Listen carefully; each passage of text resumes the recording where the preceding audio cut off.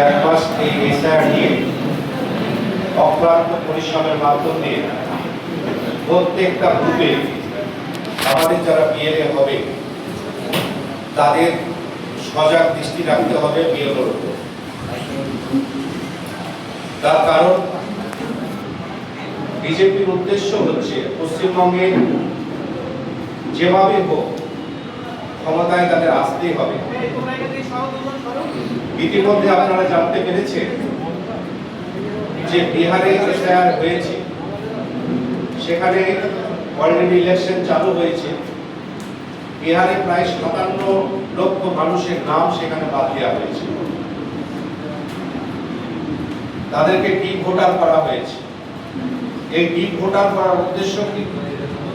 আমি একটা উদাহরণ দিচ্ছি। ধরুন আপনার পরিবারে 5 জন কি 4 জন সদস্য আছে, তার মধ্যে একজনকে তার নামের ভুল বা স্পেলিং বা কোনো ডকুমেন্টস সে বাইরে কাজ করে, সে আসতে পারলো না, তাকে ডিপ ভোটার করে দিল।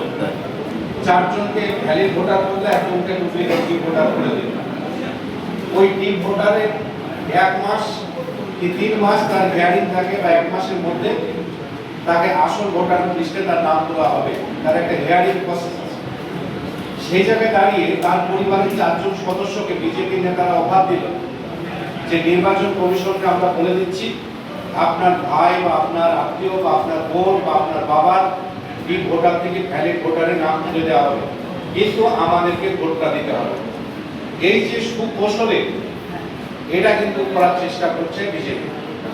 এইভাবে যারা আমাদের ঘরের যারা ছেলেরা আজকে মুর্শিদাবাদ জেলায় প্রায় 70% ইয়াং জেনারেশন, তারা বিভিন্নভাবে যারা মাইগ্রেন্ট লেবার বা পরিযায়ী শ্রমিক হিসাবে তারা বিভিন্ন স্টেটে কাজ করছে।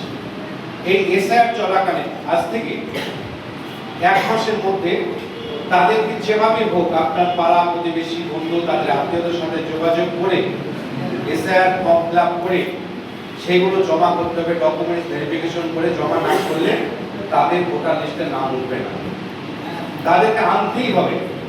তাহলে এই প্রাথমিক কাজটা কিন্তু আপনাদেরকে স্তরে করতে হবে। কতজন লেবার বাইরে কাজ করছে, আপনার এলাকায় কতজন কিন্তু ভোটার আছে, বা আপনার এলাকায় কতজনের এই বুথে ভোট আছে, আবার পার্শ্ববর্তী কোনো বুথে ভোট আছে। এই সব কিছু আমাদের বিএলএ বুথদেরকে নজর রাখতে হবে।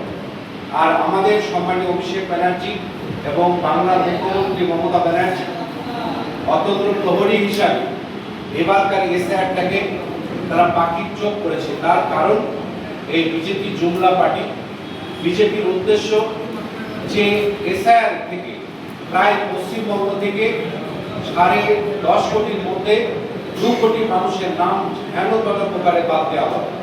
এটা তাদের প্ল্যান, পরিপূর্ণ পরিকল্পনা।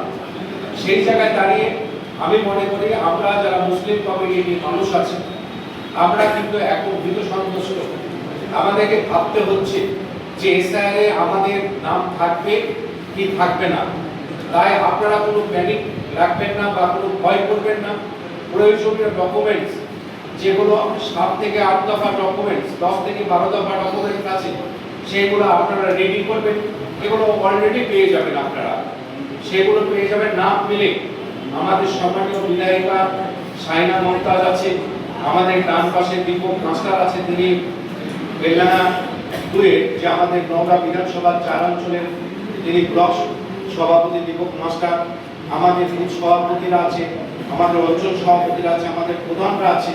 সর্বোপরি আমরা নওগাঁ ব্লকের 14টা অঞ্চলে আমরা এসআইআর সহায়তা কেন্দ্র আমরা চালু করব এমএলএ সাহেবের উদ্যোগে, এবং নওগাঁ বিধানসভায় আমরা একটা ওয়্যার হাউস চালু করব। আজকে আমরা জায়গা পরিদর্শন করে সেখান থেকে মানুষের অভাব অভিযোগ, দুটো ছেলে 24 ঘন্টা তাদের ফোন খোলা থাকবে, তাদের হোয়াটসঅ্যাপ খোলা থাকবে।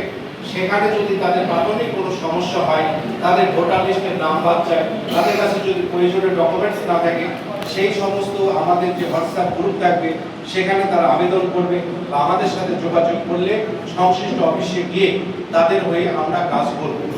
এইভাবে যদি আমরা কাজগুলো করতে পারি তাহলে আমাদের মনে হয় কোনো সমস্যা হবে না।